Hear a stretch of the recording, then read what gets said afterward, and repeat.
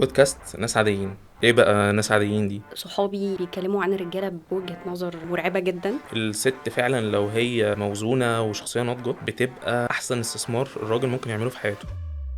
ليه اصلا الناس بتدور على العلاقات؟ زمان كان يقولك ايه، الراجل عنده صابونة واحدة بس والصابونة دي بيغسل بيها كل حاجة. والله انتوا ما بتعانوش لكن زينا. دوري بقى ان انا ايه اوضح الرجالة يعني بتعاني ازاي. الستات هم اللي بيشتغلوا على نفسهم اكتر بكتير قوي من الرجاله. اصلا انا راجل، فاللي هو انا مش محتاج بقى اشتغل على نفسي. انا مش مقتنع بالنقطة دي بصراحة. انا شايف ان الرجالة يا عيني برضو طلعان عينيهم. انت بتتكلم عن حاله نادره. هو ليه كل حاجة بنقولها حالة نادرة؟ الستات بتشطر شوية في الحتة دي، بس اه. الرجالة جايين. يعني انا اوكي، بشارك اتمنى ان الرجاله بقى يلحقوا يجوا، عشان يعني مش عارفه هيجوا امتى. اجيال كتير جدا طالعين عندهم ترومات، خايفين من العلاقات، بيهربوا منها بكل الطرق علشان هم ما شافوش نموذج صحي للاسره. مفيش حد هيحبك حب غير مشروط. هو يعني ايه اصلا الحب غير مشروط؟ هو ابهرك وخد اللقطه تمام كده، الايجو اتبسط والدنيا تمام، فهيطلع يجري بعد كده. دلوقتي الراجل لو لقى حاجه بسيطه جدا يطلع يجري ويهرب.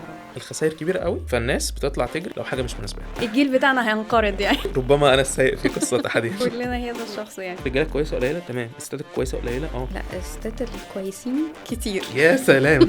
الرجاله الكويسين قليلين. انت لازم من طرف واحد. هيبقى دايما عندنا اسئله ومحتاجين ليها اجابات.